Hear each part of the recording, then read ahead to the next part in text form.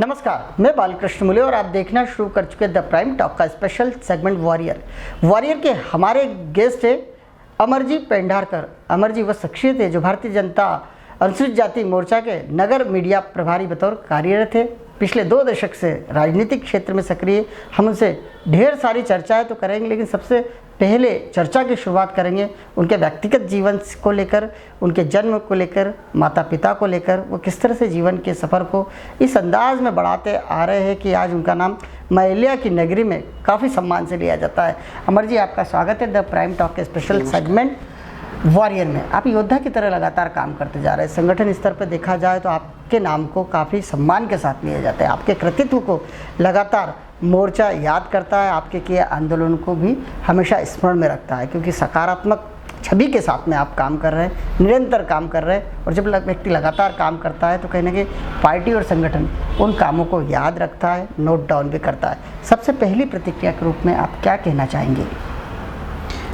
देखिए, यदि भारतीय जनता पार्टी की बात करें या कार्यों की बात करें तो मैं उस परिवार से बिलोंग करता हूं जिसने भारतीय जनता पार्टी के बनने से लगा के आज तक लगातार सतत रूप में पार्टी में कार्यरत है। चाहे पिताजी की बात करें, पिताजी ने तो जो हम कह सकते हैं कि जब उसकी नींव पड़ी थी भारतीय जनता पार्टी, जनसंघ से कार्य किया है। जनसंघ से लेकर भारतीय जनता पार्टी की नींव जब बनी थी तो अटल जी ने जब उसकी घोषणा की थी भारतीय जनता पार्टी की, तब से लगातार पिताजी, माँ मेरी और उसके अलावा पारिवारिक रूप से, मतलब हमारा संघी परिवार कह लें या भारतीय जनता पार्टी का परिवार कह लें, तो मतलब कह सकते हैं कि रगों में भारतीय जनता पार्टी बहती है। बहुत बड़ी बात बताई आपने, और बातों बातों में आपने ये बता दिया कि वाकई आप में किस तरह भारतीय जनता पार्टी के लिए कार्य करने की एनर्जी अंदर से भीतर से आई हुई है। माता पिता के बारे में जानना चाहेंगे, क्या नाम पिताजी का, माताजी का, किस तरह वो कार्य किया करते हैं? मेरे पिताजी श्री श्यामराव पेंढारकर जी हैं जी, जो कि बेसिकली ग्वालियर से बिलोंग करते हैं, और मेरी माताजी का नाम सरिता पेंढारकर है जी।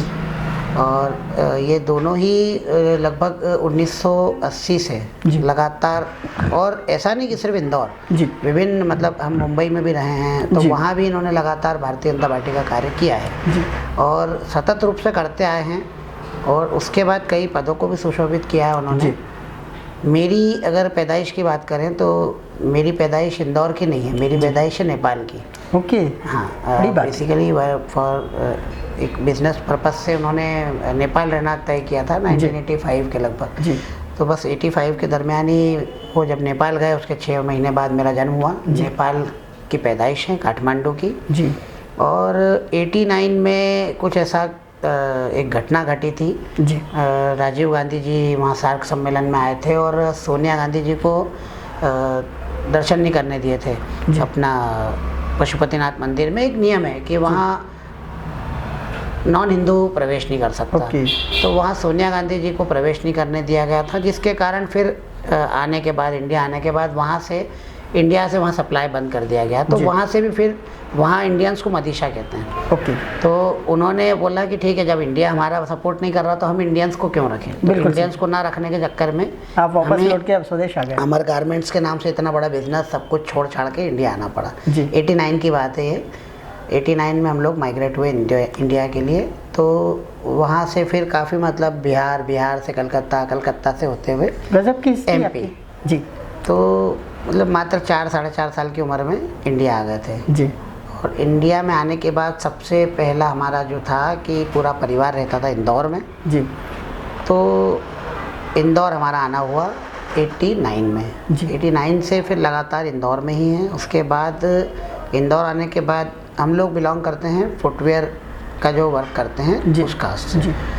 तो हमारा पूरा परिवार फुटवेयर लाइन में ही था। तो इंदौर में आने के बाद फुटवेयर लाइन का सबसे पहला बिजनेस चालू किया, तो अमर स्वीटी फुटवेयर नाम से शॉप डाली। बिल्कुल सही कहा, काफ़ी बड़ा नाम है अमर फुटवेयर का। मेरी सिस्टर है, मेरे से बड़ी वाली जो सिस्टर है उनका नाम है, उनको मेरे को नाम लेकर के जब बिज़नेस चालू किया तो गुरुद्वारा यशवंत रोड पर हमारी शॉप थी, जो लगभग मेरा मानना शायद 27 साल के लगभग चली। ओके। अभी 2008 में ही मैंने फिर, मेरा जब बड़ा होना हुआ 21-22 साल का हुआ तो मेरा बिज़नेस थोड़ा माइंड अलग था, बिल्कुल फुटवेयर लाइन का नहीं था। तो 89 में आने के बाद में सबसे पहला चुनाव जो मैंने देखा था, अगर राजनीतिक रूप से अपन आप बातचीत बात करना कर रहे चाहते थे, हैं, बिल्कुल। तो 89 में ताई जी का चुनाव था जब हम लोग इंडिया आए थे। विधानसभा का नहीं, लोकसभा चुनाव पहला 89 में ताई ने लड़ा था प्रकाश चंद्र सेठी जी के खिलाफ। जी।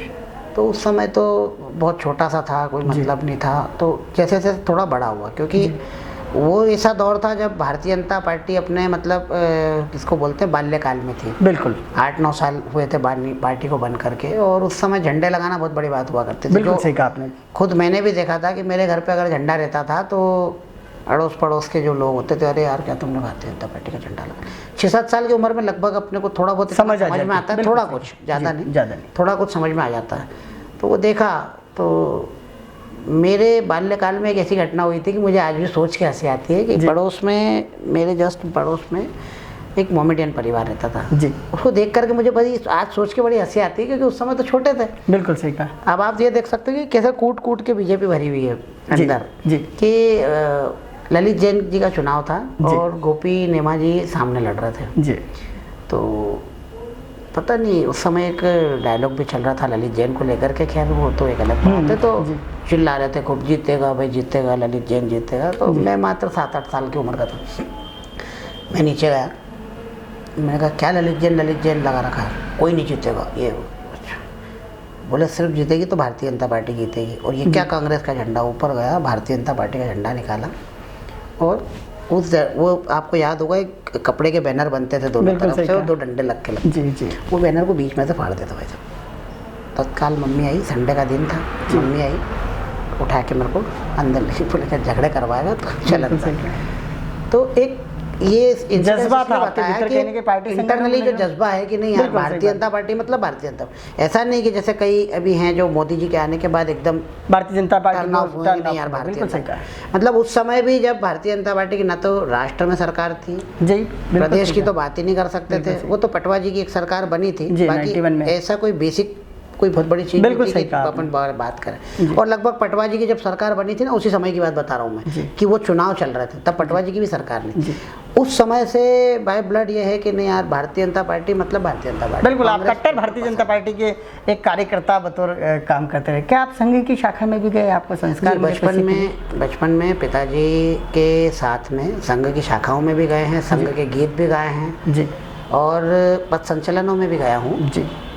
तब तो बहुत छोटी उम्र हुआ करती थी, तो बड़ा ऑकवर्ड लगता था, यार पापा ले जा रहे हैं। पर जब वो वहाँ गए, या उनके जो वरिष्ठ लोग थे जैसे कुलकर्णी जी थे हमारे, फार्मेस बागा में रहते थे जो अब तो स्वर्ग में हैं जी, उनसे भी मिलना हुआ। प्रदीप कुलकर्णी जी थे, उनके सानिध्य भी मिला। अन्य संघ के बड़े पदाधिकारियों से जब मिलना जुलना हुआ, तो मोगे जी का उस समय हमारा आने जाना था, तो उनसे जब भेंट हुई, उनसे मिला, उनके विचार जाने, तो जो एक छोटी सी कट्टरता थी वो मतलब और प्रगाढ़ हो गई। क्यों हुई कि यार जिस मानसिकता को मैं सोचता हूँ कि आज हमारे धर्म को लेकर के, या आज हमारी वैश्विक राजनीति या राष्ट्रीय राजनीति या अपने शहर की राजनीति को लेकर के जो एक सोच है, उसी सोच को वो बिल्कुल मुझे लगा कि हाँ यहाँ मैं मैच करता हूँ, मैं यहाँ सर्वाइव कर पाऊँगा। एजुकेशन की बात की जाए तो किस तरह का एजुकेशन हुआ है आपका? एजुकेशन स्टार्टिंग मेरी हुई तीरथ भाई कलाचंद से जी। आप उसको कह सकते हैं कि 5th स्टैंडर्ड 7th स्टैंडर्ड तक तीरथ भाई कलाचंद में हुई। 7th के बाद मैंने क्रिश्चियन एमिनेंट में किया। उसके बाद जो 10th और 12th जो किया वो अपना बाल निकेतन बाल विनय मंदिर से किया, जो नेहरू पार्क पर है। और ये जो टर्न ऑफ हुए सारे एजुकेशन में, ये सारे मित्रता के कारण। ओके, कि मेरा मित्र वहाँ जा रहा है तो मैं उसके साथ पीछे। ऐसा होता भी था जिस जमाने में हम पढ़ा करते थे, अपने कहीं ना कहीं कोर्सेज भी लेते थे, तो जिस मित्र ने हमारे मित्र ने यदि कोई कोर्स ले लिया तो भले हमें इंटरेस्ट ना हो, लेकिन मित्र में इंटरेस्ट है इसलिए हम उस कोर्स को इस कारण से एक बार फेल भी हुए हैं इसी कारण से जी। मैथ साइंस तो बिल्कुल मतलब कभी माइंड सेट ही नहीं रहा। आपको कोई कॉलेज जाने का मौका मिला? हाँ, ग्रेजुएशन किया है मैंने, DAVV से किया ग्रेजुएशन, लेकिन वो प्राइवेट किया था जी। क्योंकि मतलब था रेगुलर ही, लेकिन मेरा कॉलेज जाना ज़्यादा इसलिए नहीं हुआ क्योंकि उस समय पारिवारिक जिम्मेदारियाँ प्लस शॉप संभालने की जिम्मेदारी थी। एक व्यापारी का बेटा हो गया था उस समय। बिल्कुल सही कहा। तो वो जैसे व्यापारियों में होता है कि यार कॉलेज तो क्या कर लेना, बीकॉम ही किया। तो बीकॉम करते करते नॉर्मली कॉलेज गए, एग्ज़ाम दे दी और हो गया काम, वाला करा है। कहीं ना कहीं आपके भीतर तो भारतीय जनता पार्टी कहीं कहे कि माता पिता का इतना सारा गुण डल चुका था कि आप बचपन से ही भारतीय जनता पार्टी के लिए काम करते देखे गए। लेकिन सक्रिय राजनीति की बात की जाए तो वो कौन से दिन थे जब किससे आप प्रभावित हुए और अचानक सक्रिय भागीदारी निभाने लगे, आपको पद मिलने लगे, भारतीय जनता अनुसूचित जाति मोर्चा में जिम्मेदारियां मिलने लगी और आप आंदोलित हो उठे और आपने पार्टी में अपना अहम भूमिका निभाना शुरू कर दी? यदि पार्टी की बात करें सक्रिय भूमिका की तो 2003 का चुनाव एक बेहतरीन टर्न ऑफ था जी। खैर 99 में जब अटल जी प्रधानमंत्री बने थे तो मेरे जीवन का सबसे सुखद लम्हा था। बिल्कुल सही कहा कि मैं देश जिस पार्टी को मानता हूँ या मैं जिस पार्टी के प्रति समर्पित हूँ उस पार्टी का प्रधानमंत्री, और वो भी वो व्यक्ति जिन्होंने पार्टी बनाई और जिनको देख करके हमने राजनीति स्टार्ट की, मतलब एक रोल मॉडल कह सकते हैं। बिल्कुल सही कहा। हाँ, मतलब भले ही राम मंदिर मुद्दा आडवाणी जी का था जी, लेकिन जो एक छवि एक बीजेपी का, जिसको शायद एक बार कहा भी गया था कि बीजेपी का मेन मुखौटा तो अटल जी हैं। बिल्कुल सही कहा। तो मेरे भी सबसे पहले रोल मॉडल अगर बोला जाए तो अटल बिहारी वाजपेयी जी थे, जिनको देख करके मुझे लगा कि हाँ, राजनीति में ऐसे लोग भी हो सकते हैं। बिल्कुल सही कहा। मतलब इतनी शुचिता का इतना प्रगाढ़ की एक वोट के लिए उन्होंने कुछ भी नहीं किया। बिल्कुल सही कहा। मैं नहीं करूँगा, मैं तो त्याग पत्र दे रहा हूँ, आप चलाते रहो। तटस्थ की भूमिका में आ गए अटल जी, बिल्कुल संत की भांति पूरे देश में पूजा गए कि आप ठीक है, आपको लग रहा है ना कि आप अच्छा कर रहे हो तो आप आपके पास रहो। बिल्कुल सही कहा। और कहीं ना कहीं आप अगर यदि मेरे साथ वालों से या मेरे पहचान वालों से मिलेंगे तो आपको बताएंगे कि यार हमारे की भी लगभग विचारधारा ऐसी है कि अगर ठीक है कोई गलत कर रहा है तो ठीक है, तो तेरी किस्मत त्यों जान, मैं नहीं करूँगा। बिल्कुल सही कहा। कहीं ना कहीं हम अपने अपने सिद्धांतों पे तो आगे बढ़ ही सकते हैं। आपका राजनीतिक चिंतन काफ़ी गहन है अमर जी। जिस तरह से हम चर्चा कर रहे हैं, इंटरव्यू कर रहे हैं, उससे ऐसा लगता है कि आप जैसे ऊर्जावान व्यक्तित्व को एक चिंतक की बतौर आप कहते हैं, एक गंभीरता वाला भाव आपके चेहरे पर होता है, मासूमियत भी होती है, और जब आप बोलना स्टार्ट करते तो इस तरह बोलना स्टार्ट करते जैसे आपको बहुत बड़े बड़े शिविरों को अटेंड करने का मौका मिला हो, बड़े बड़े राजनीतिक चिंतकों के बीच में बैठने का मौका मिला हो। आपका संगठन के प्रति समर्पण देखते ही बनता है। ये गुण, ये विचार, ये सीख, ये संस्कार कहाँ से आया?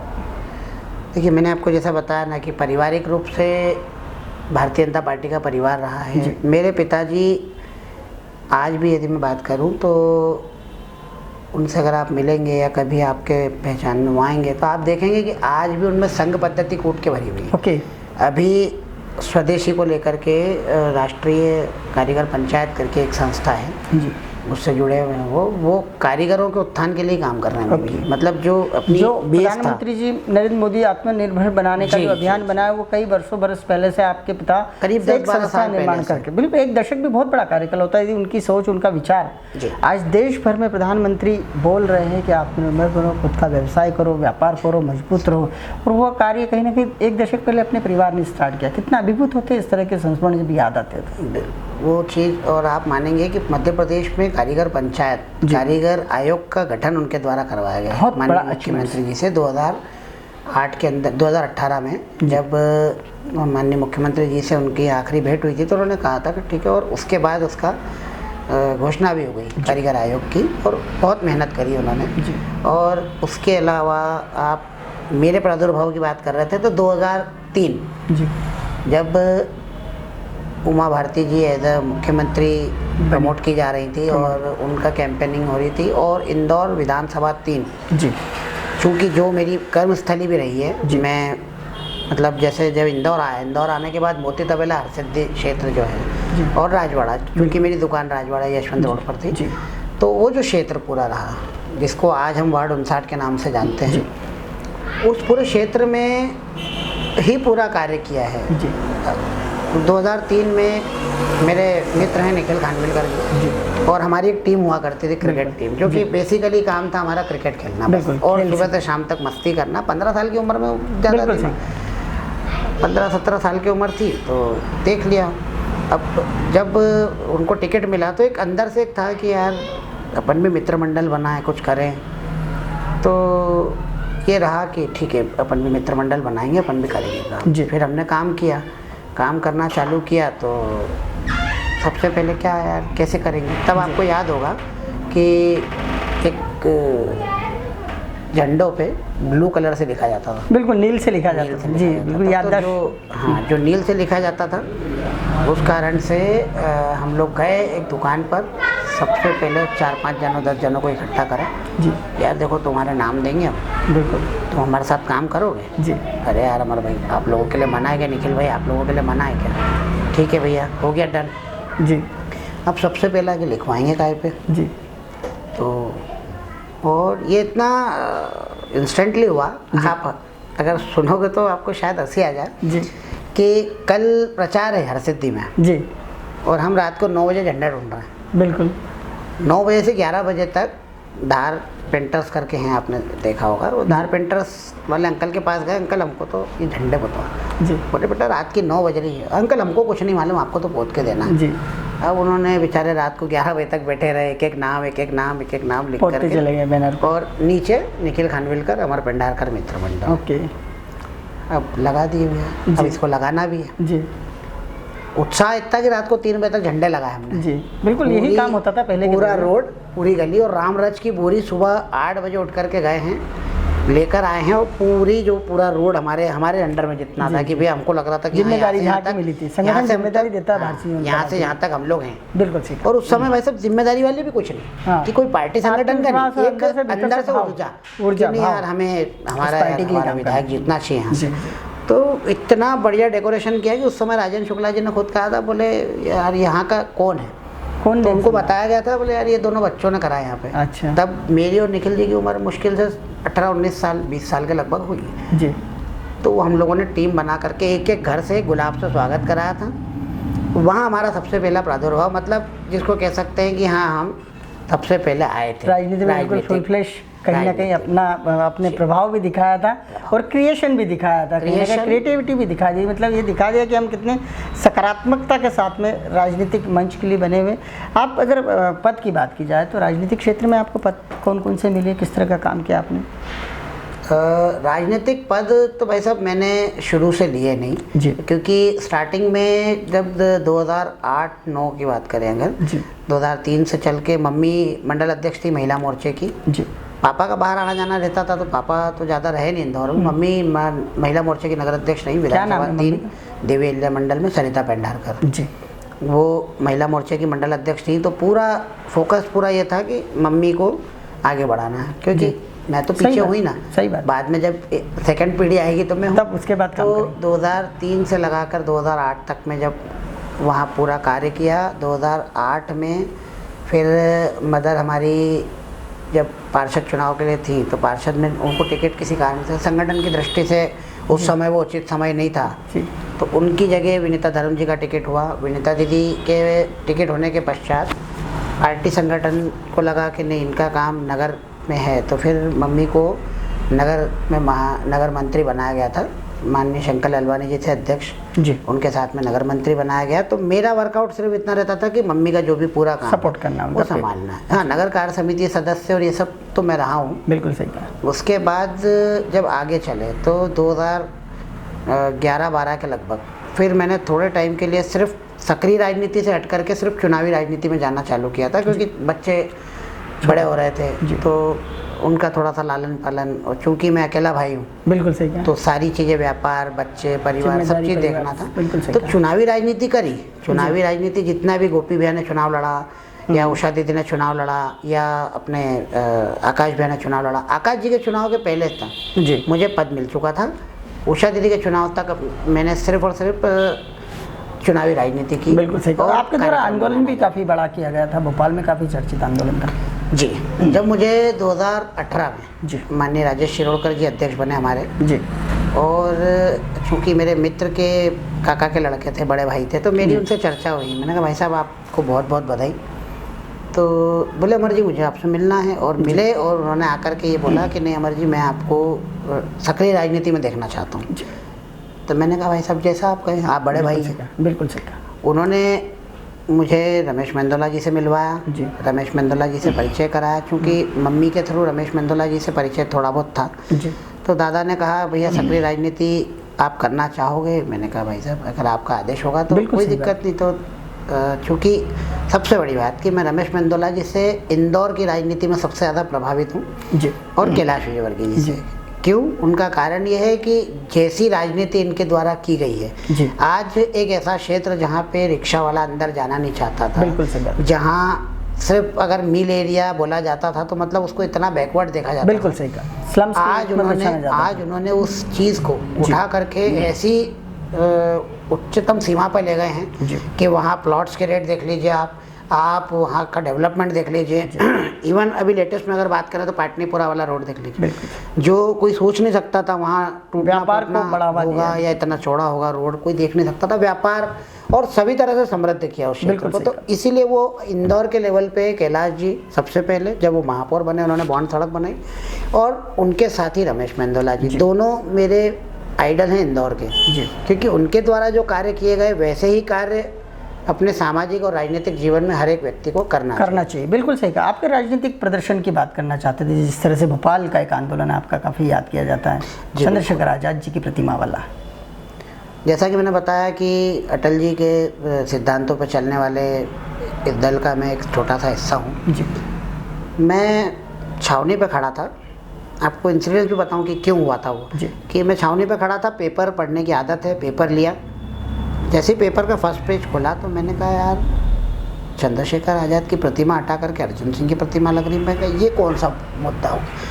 मैंने मेरे अध्यक्ष जी को फ़ोन लगाया। मैंने कहा अध्यक्ष जी मेरा मन बड़ा उद्वेलित है इस चीज़ को देख करके कि अपने महापुरुषों की इस तरह की बेगत तो मैं नहीं देख सकता। बिल्कुल। तो बोले अमर जी आप क्या करना चाहते हो। मैंने कहा भाई साहब ज्ञापन देंगे जी, और यदि ज्ञापन से कुछ नहीं हुआ तो भोपाल तक आंदोलन करेंगे जी। तो उन्होंने कहा ठीक है अमर जी जैसा भी आपको लगे उचित आप देखो। अच्छा, एक चीज़ में मेरे अध्यक्ष का बहुत योगदान रहा कि उन्होंने कभी भी कुछ इनोवेटिव करने से रोका नहीं। सही बात है। भारतीय जनता पार्टी की एक विशेषता होती है कि यदि कार्यकर्ता कहता है कि भाई साहब इस मुद्दे पर आंदोलन होना चाहिए तो नेता तैयार हो जाता है, और कार्यकर्ता हमेशा आंदोलन को लेकर सोचता रहता है और चिंतन करता रहता है, मार्गदर्शन दिया जाता है। बिल्कुल सही। ऐसा नहीं कि तुमने कर लिया तुम अपने हिसाब से कर लेना, वैसा नहीं। मार्गदर्शन भी दिया जाता है कि अमर जी इसको इस तरह से करोगे तो सही दिशा में जाएगी। बिल्कुल सही कहा। आप मानेंगे विदिन 24 आवर्स हम लोग संभागायुक्त के सामने थे, उनको ज्ञापन दिया, उनसे ये मांग रखी गई कि अगर इस तरह से होता है जी।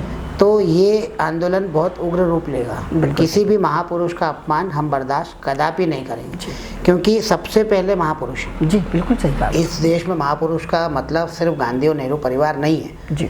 जिन्होंने बलिदान दिए हैं उनका सर्वप्रथम हक बनता है जी।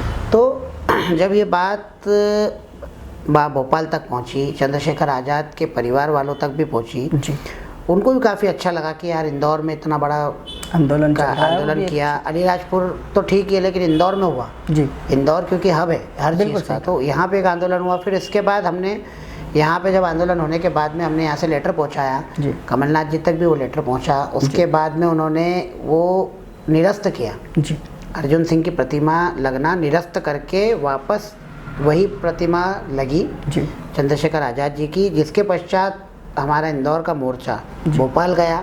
भोपाल जाकर दुग्ध अभिषेक करा चंद्रशेखर आज़ाद जी का, और उसके बाद उनकी पुनर्स्थापना के लिए धन्यवाद दिया गया कि भैया, और चंद्रशेखर आज़ाद जी के परिवार वालों द्वारा भी धन्यवाद दिया गया कि जितने भी उनमें एक आंदोलन हमारा भी था, एक ब्राह्मण समाज द्वारा किया गया था। इन दो आंदोलनों का धन्यवाद किया गया कि आपने महापुरुष की प्रतिमा लगने हटने से बचाई। बिल्कुल सही कहा। आप एक विचारवान व्यक्तित्व के बतौर जितनी मेरी आपसे चर्चा हो रही, वाकई बहुत गंभीरता से आप चर्चा कर रहे हो और आपका राजनीतिक भविष्य काफ़ी उज्ज्वल है। लेकिन आप जैसी शख्सियत है, आप जैसे कार्यकर्ता, आप जैसे ऊर्जावान सकारात्मक एनर्जी से भरे युवा जो है, इनका भी कोई गोल होता होगा एज ए जनप्रतिनिधि, कभी काम करने का ऐसा मन में ख्याल आता है? देखिए, जो राजनीतिक जीवन होता है ना वैसा, जब हम शुरू करते हैं जी, तो हम किसी ना किसी को देख के शुरू करते हैं। बिल्कुल सही। आज की जो पीढ़ी है, आज की पीढ़ी देख करके चालू कर रही नरेंद्र मोदी जी जी जी। और एक बहुत अच्छी बात बताऊं मैं आपको कि भारतीय जनता पार्टी में आदमी सपने देख सकता है। बिल्कुल सही कहा, क्योंकि सच होते हैं। किसी भी अन्य पार्टी को अगर आप बात करें, चाहे वो मैंने कहा ना, सच होते हैं, समाजवादी पार्टी हो या अन्य कोई भी, वहाँ एक पद फिक्स है कि ये पर्टिकुलर व्यक्ति ये रहेगा। बिल्कुल सही। लेकिन आप भारतीय जनता पार्टी की डाइवर्सिटी देखिए, लगातार एक परिवार का कोई भी एक दूसरा व्यक्ति वापस नहीं बना। बिल्कुल सही। चाहे वो आडवाणी जी को ले लें, हमारे बंगारू लक्ष्मण जी को ले लें, या जना कृष्णा मूर्ति जी को ले लें, नितिन गडकरी जी को ले लें, नितिन गडकरी जी को ले लें, राजनाथ सिंह जी को ले लें, बिल्कुल सही कहा आपने। उसके बाद हमारे अमित शाह जी को ले लें, अमित शाह जी के बाद आज जो जेपी नड्डा जी हैं उनको ले लें, जिनका अगर आप बैकग्राउंड देखेंगे तो बैकग्राउंड में उनके पारिवारिक रूप से कोई व्यक्ति वंशवाद कम दिखाई देता है। हाँ, बिल्कुल पार्टी में नहीं है। ठीक है, छोटा मोटा जैसे कई पार्टी बोलती है भैया उनके बेटा भी तो पार्षद है, उनका बेटा विधायक है, सांसद है। तो हमारी पार्टी में जैसे अभी हम करंट की बात करें कि कैलाश जी के बेटे हैं आकाश जी। आकाश जी ने विधायक बनने के पहले कितना संघर्ष किया ये आपने हमने सबने बिल्कुल सही बात। महू विधानसभा, चूंकि कैलाश जी मंत्री थे तो महू विधानसभा पूरी उन्होंने संभाली। मुझे तो लगा एक बार तो ऐसा माहौल बना कि आकाश जी को जीत का सेहरा, मैंने खुद ने कैलाश जी से बात कही भी थी कि क्या इस बार की जीत का सेहरा आकाश जी पहनेंगे। उन्होंने कार्यकर्ताओं का नाम लिया। बिल्कुल क्योंकि उन्होंने काफ़ी हद तक बहुत सारे आंदोलन किए थे। जब कांग्रेस सरकार थी केंद्र में तो रेल रोको आंदोलन रहा या किसी भी प्रकार का युवाओं का जो आंदोलन था उसका वो फ्रंट पे रह के नेतृत्व करते थे। बिल्कुल सही कहा। तो उनका आना राजनीति में, आज अगर हम राजनाथ सिंह के बेटे पंकज सिंह जी की बात करें या अन्य अनुराग ठाकुर जी की बात करें, एक टैलेंटेड, एक सदी हुई मानसिकता, बिल्कुल एक विचार और एक मजबूत नेतृत्व की क्षमता लेकर के वो आगे बढ़ रहा है, पार्टी में आगे बढ़ रहा है। आपका रोल क्या है? मेरा रोल तो भाई साहब देखिए, संगठन के लोग हैं जी और संगठन से ही चले हैं। बिल्कुल सही कहा। पैदाइशी रूप से संगठन को देखते हुए आए हैं जी। आगे भी संगठन, अब मैंने आपको जैसा बताया ना कि इस बार मीडिया प्रभारी भी कैसे बनाऊं कि संगठन की नज़र रहती है। बिल्कुल सही कहा। कौन व्यक्ति कहाँ पर क्या कर रहा है ये संगठन की पूरी नज़र रहती है जी।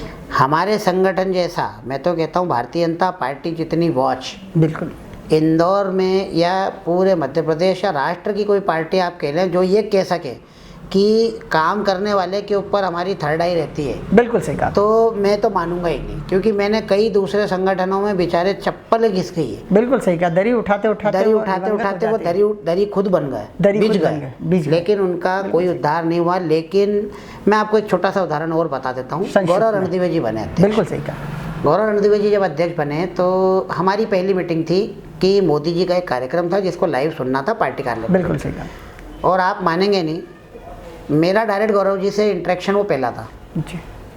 मतलब ऐसे हम पार्टी वाइज मिले, लेकिन डायरेक्ट इंटरेक्शन की गौरव जी मेरा नाम ले रहे हैं वो पहली बार हुआ था। तो मैं उनसे मिला और बात करते करते उन्होंने मेरे अध्यक्ष जी से बोला कि हमारे अमर जी हैं ही, बहुत सक्रिय है ये, सोशल मीडिया पे देख लो या कहीं पर भी जी। तो मैंने कहा भाई साहब आप मेरा पेज या कुछ भी देखते हैं क्या? जी। बोले आपकी हर एक पोस्ट देखता हूँ मैं जी, और मुझे मालूम है कि आप जो लिखते हो बहुत अच्छा लिखते हो। तो एक अंदर से इतना गौरवान्वित हुआ, मैंने कहा यार जो मैं सोचता था बढ़ सका, जो मैं सोचता था मेरी पार्टी के लिए वो बिल्कुल सत्य है। बिल्कुल सही कि बिल्कुल प्रत्यक्ष को प्रमाण की आवश्यकता नहीं वाली बात हो गई कि उन्होंने मुझे बोला जी। तो आज मतलब कहीं ना कहीं वो वॉच रख रहे हैं। बिल्कुल सही कहा आपने। तो ये चीज़ बहुत बड़ी होती है जो किसी भी पार्टी के एक छोटे से स्तर पे काम करने वाले व्यक्ति के लिए। मैं कोई उपाध्यक्ष या महामंत्री या नगर मंत्री नहीं हूँ कि मेरी पोस्ट कोई देखे। बिल्कुल सही। लेकिन मेरे द्वारा की गई पोस्ट को ऊपर तक, यहाँ तक कि गोपी भैया तक कई बार तारीफ करे कि नहीं यार, नगर अध्यक्ष रहते हुए कि भैया इसके साथ फोटो खिंचा लो, यही वायरल होगा सबसे ज़्यादा। बिल्कुल सही कहा आपने। बिल्कुल तो सही। ये तारीफ जो रहती है तो संगठन देख रहा है। बिल्कुल।